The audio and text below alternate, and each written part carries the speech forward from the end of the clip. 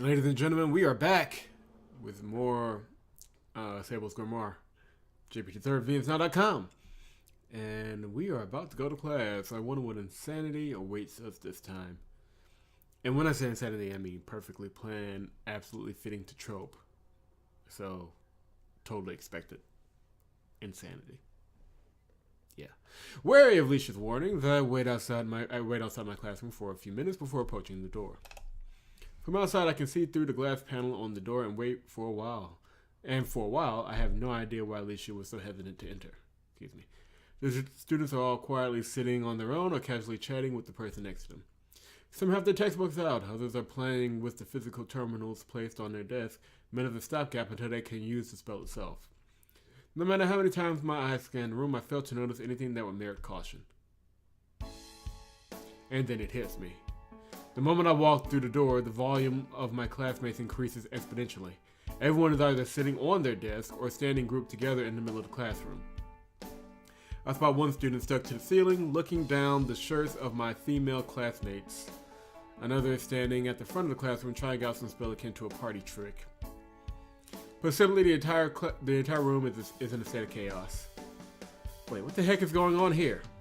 What happened to the quiet, well-behaved classmates I observed a moment ago? Was I just imagining things? Casting a glance back to the door, I quickly understand what was going on. A sound blocking spell on the door, illusionary magic on the glass pane. Through the strategic use of two specialized yet not overly complicated spells, the class is able to fly under the radar while doing as they see fit. Even our teacher would have a hard time punishing my classmates after seeing their creative use of such magic. I could see what Leisha was talking about. It's certainly more peaceful in the courtyard, away from these troublemakers. Maybe I should... Well, hello, Hal! Nice to see you. Well met, dear Prince. Before I can turn around and head back out of the classroom, a strange being appears before me. It's literally a Slenderman. Forgive me for approaching you so suddenly, but I'm afraid I had no choice. The moment I spotted you from across the room, I could not stop myself from making your acquaintance. Ease up there, buddy. The person in front of me places its hand on my shoulder. Leaning in close, it continues to whisper sweet words into my ear. From the unique contours of your body to your supple flesh, there is not a speck of imperfection to be found. Can you see me? Your eyes, like gems, beckon me closer, even as common sense dictates otherwise. Pray, before I succumb to despair, would you grant this lowly being your name? Motionless, I continue to observe the peculiar person in front of me. It speaks praises with every breath, and exudes a sense of mystery as I ponder its words. But above all else, what surprises me most of all is that I find myself strangely attracted to it. What? Okay, hold on. I'm Sable Labor. Sable, is it? Such a fitting name for one as transcendent as yourself. Tell me more about yourself, Sable. From where do you hail? What is your family structure? Have you ever fallen in love? A face begins to form on the blank slate as it continues to speak. The soft, delicate features of a gorgeous young woman begin to manifest, transforming the canvas in front of me into a beautiful girl. My heart skips a beat as I attempted to respond. Who is this person? And how could their appearance change before my very eyes? No. Did they change? Or did my mind simply blank out the moment I saw them? Sable, my love. Ah! My chest tightens once again. This is a trap. This is such a trap! A radiant smile is beaming down on me, quickly sapping my strength. I can feel my lips quiver as our faces grow closer. I tell my body to back away, but it won't listen. My own feelings have rendered me powerless. Impossible. Is this what it means to fall in love? To have my own body turn against me? To feel my heart beat harder and louder than ever before? Okay, Draken, if you want to show up now, because I'm pretty sure you're the only one loud and dumb enough to make the scene stop. It's almost like my eyes shoot wide open as I finally realize what's going on. Taking my eyes off the suspiciously attractive woman in front of me, I focus instead on the aether around us. Oh, that works too. Surely enough, the area is filled with suspicious movements of aether, a clear indication that someone is currently casting a spell. By analyzing the abnormal aether patterns in the air around us, I am able to trace the source of the closet of the closest abnormality back to an obvious source. I then disrupt the suspicious flow, at which point my heart immediately begins to slow back down to its usual pace. That is much better. Love might be something outside of my comfort zone, but spells are well within my area of understanding. Seriously though, how could I have fallen for that? Even knowing that there was an illusionist in this classroom, I fell for such an obvious deception. How embarrassing. Thinking back over what I saw when looking through the glass panel of the door earlier, my conclusion is obvious. The creature in front of me excels in perception-altering magic. I'm not in love, I'm just weak-minded. That explains a lot of harem protagonists and high school protagonists and teenage protagonists entire. Sable, my dear sweet Sable, where have you been all my life? It feels like only now, with you by my side, am I truly... Back off, buddy! I push away the creature's hand, and his face returns to the blank slate it once was. And yet, despite its lack of expression, astonishment is evident on the canvas before me. My, that was fast. You are the first being to ever break my spell so quickly. The creature takes a step back, its voice filled with curiosity and joy. Now I really am interested in you. You cannot see me, but I am flipping the bird to the screen. Most of you assumed I was going to do that anyway. What manner of being are you? How highly are you ranked? I thought you were a mere human, but that is evidently not the case. I shake my head and sigh. I'm 100% human, and I'm not even close to being highly ranked. If I'm the quickest to break your illusion, you're just picking easy targets. The corners of the creature's mouth, or rather the contours where one's mouth would reside, rise. Is this thing smiling?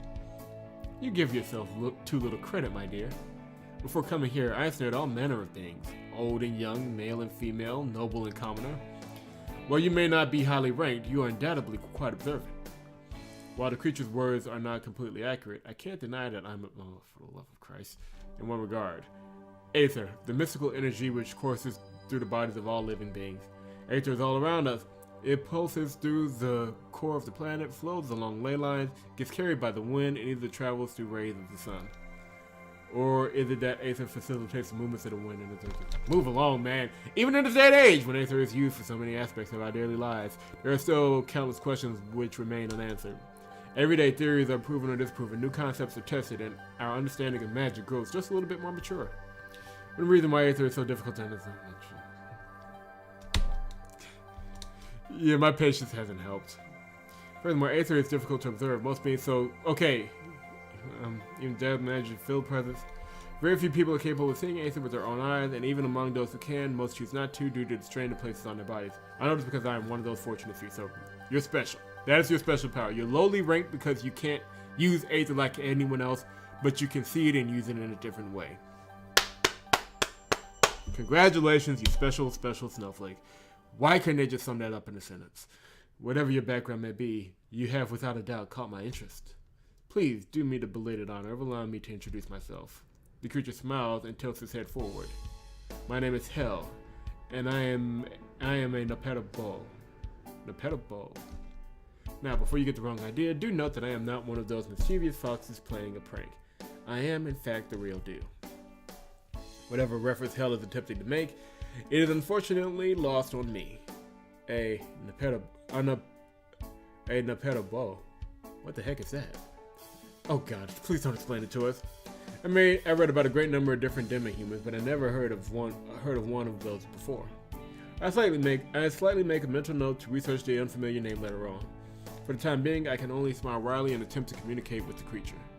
Okay. So then, Hell, now that your cover has been blown, will you at least tell me why you were trying to deceive me? I was not trying to do anything. I succeeded with great ease.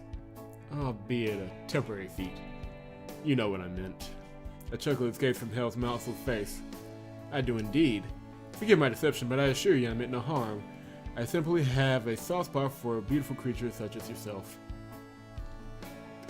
Beautiful creatures? Yeah, I raised an eyebrow in response to Hell's unexpected explanation.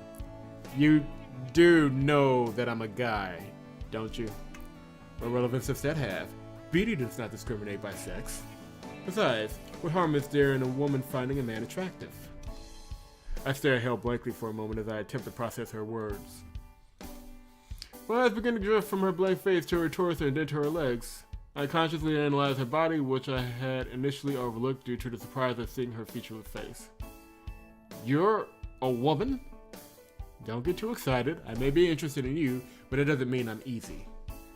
You'll have to try hard to win my heart. Oh, please, spell out the premise of your game harder. No. It's not that. I was just...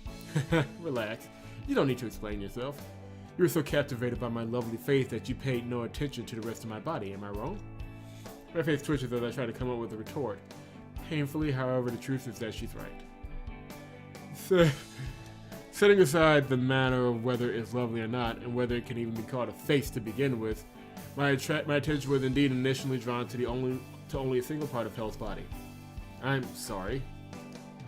Oh, don't worry. I wasn't looking for an apology.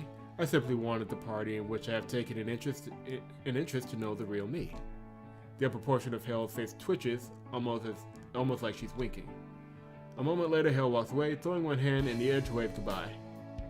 Beautiful creatures, huh? I shake my hand and try to forget Hell's face, or lack thereof, and try to get Hell's face, or lack thereof, out of my mind. To think that such a person is not only in my grade, but also in my class. This is going to be a rough year, isn't it? Taking another look around the classroom, I sigh and hang my head. After a few moments of silent contemplation, I take a free seat near the front of the classroom and wait for class to begin.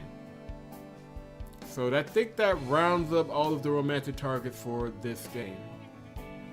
All of them fairly interesting and also fairly standard.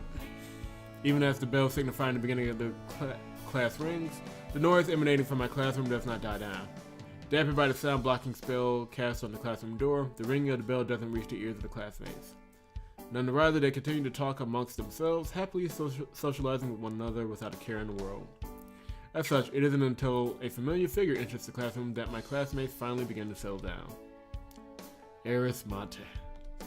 A grade advisor, a succubus, and also this class homeroom teacher.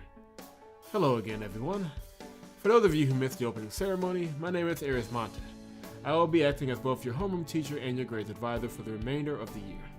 It's a pleasure to meet you all, and I do hope that we are able to get along. And as the only person who apparently can fight her spell, this is going to be a pain in the ass for both of us. Eris smiles brightly at the class, charming most of the room with ease. Amidst the cheers and swooning, I begin to wonder who would win out of Eris and Hell should the two ever face off. Hopefully it never comes to that. Before we begin to take attendance, there are a few things that I must discuss with all of you. As you all know, during your first years at this academy, you're treated more like school children than university students.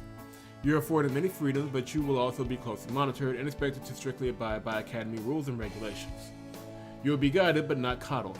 Everything you need will not be handed to you on a silver platter. If you feel that you will need your hand to be held every step of the way, leave this classroom right now and do not come back. Dropping her cheerful facade, Eris glares at the classroom as she gives us all an unexpected ultimatum. Grow up or get out. A hard choice considering most of the students in the class most likely come from non-human settlements far away. You're all sticking around. Then listen closely, because this next part is important. Under no circumstances are you to pester your teachers outside of class. If you need help, ask your classmates or double down on your studies. We're here to teach, not to babysit. We can't give preferential treatment to one student just because they bitch and moan about their own ineptitude. In short, deal with your own problems. We will neither be held accountable nor go to any great lengths to help you. In response to Eris' words, the students who she charmed continue to cheer. Oh, she is going to be a piece of work. As for the rest of us, however, the looks on our faces are a mix of disbelief and disgust. Is this woman really a teacher?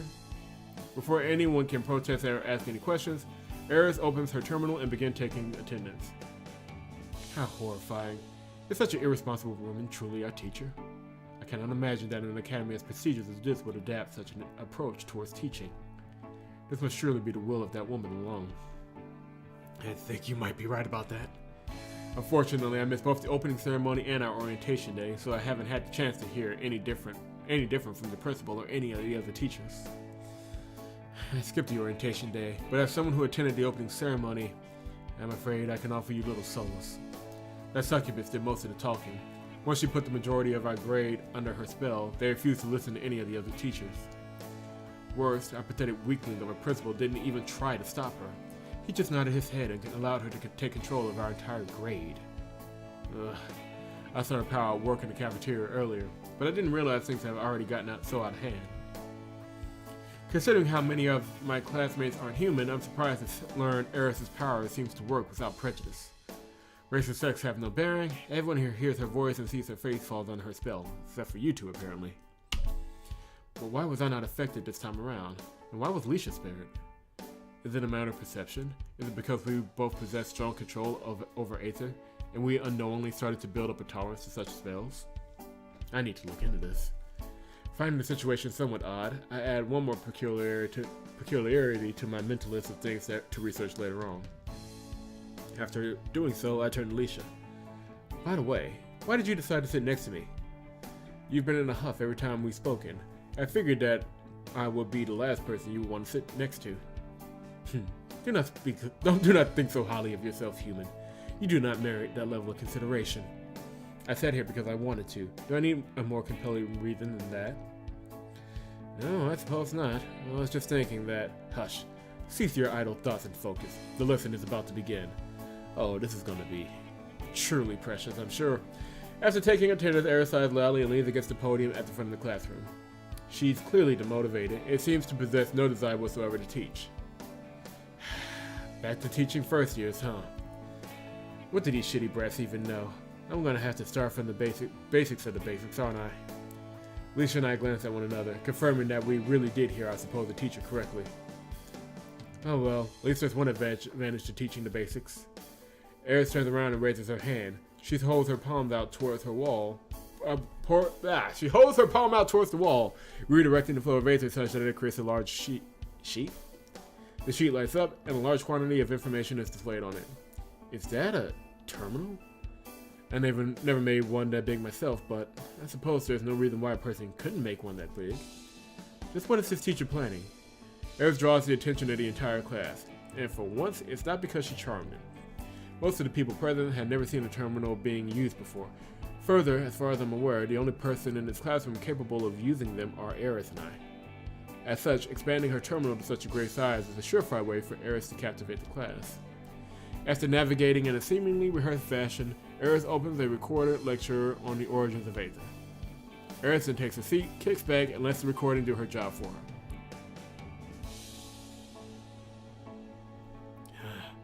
Is it finally over? It seems like it.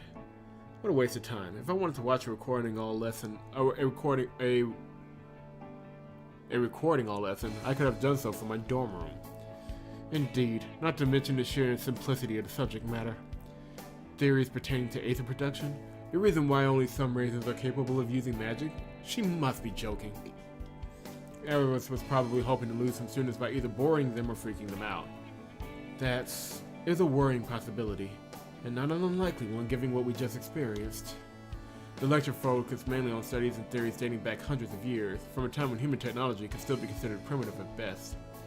Graphic descriptions portraying the dissection of demi-humans, both alive and dead, and even delved into the old belief that eating a demi-human's heart would grant a human their powers.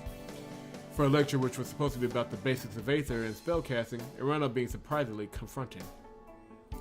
Setting aside Eris's intent, the lecture itself was fairly interesting. There was quite a few controversial topics. What? Okay, I'm pretty sure that was just me. There were quite a few controversial topics covered. I can't imagine just any old academy would expose us to that kind of content on our first day. I'd wager that too was our teachers doing, rather than the will of the academy.